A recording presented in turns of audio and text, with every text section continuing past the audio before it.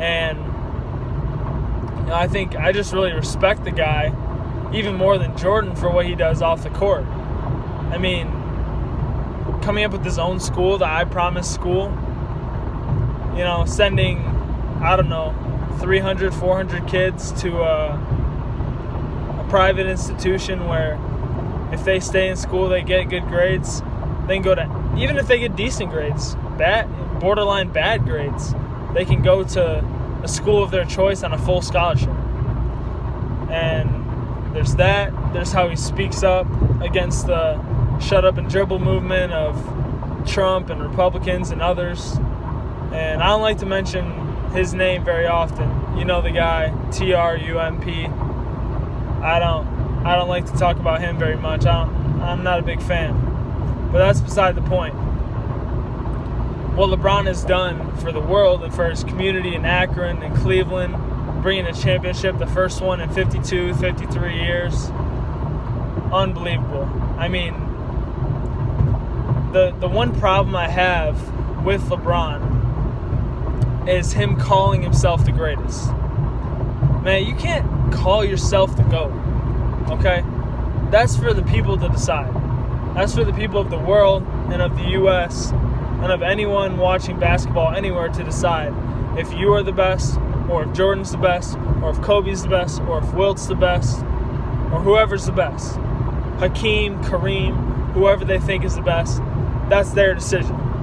And that's our decision as this podcast goes on, is am I going to convince Kyle or Merrick or Will or Dalen that LeBron is the best, or are they going to convince me that Jordan's the best? I doubt it.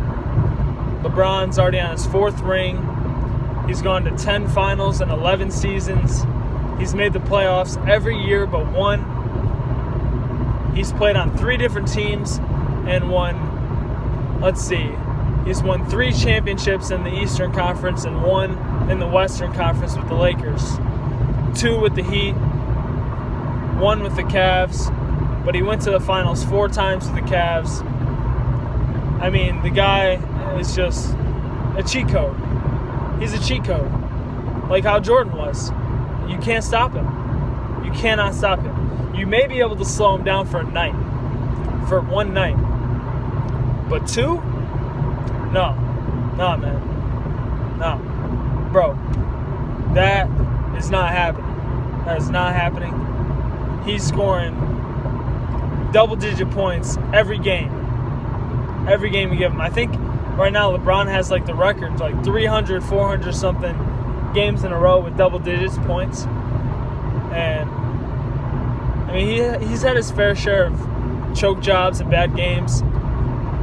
But what people don't realize is so has Kobe. So has Jordan. I mean, LeBron's not the only guy that's had a choke job and that's shot terribly. KD, I mean, you remember when the Thunder blew that 3-1 lead against the Warriors?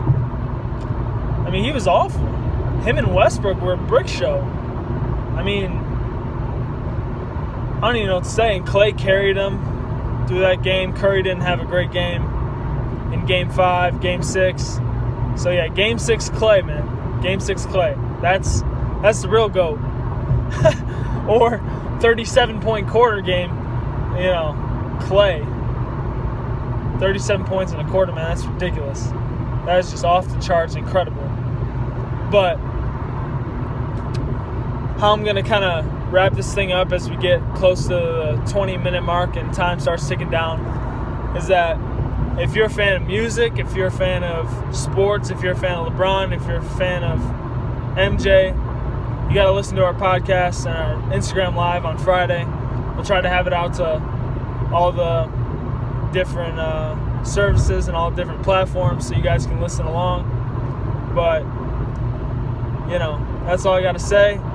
And I want to hear what you guys have to say too. So hit me up at Noah_Heron10 on Instagram, Twitter. Just search my name, Noah Heron, NOAHHARAN on Facebook if you want to message me there on Messenger. But whatever you do, just tune in Friday. All right, that's all I got to say. Peace out.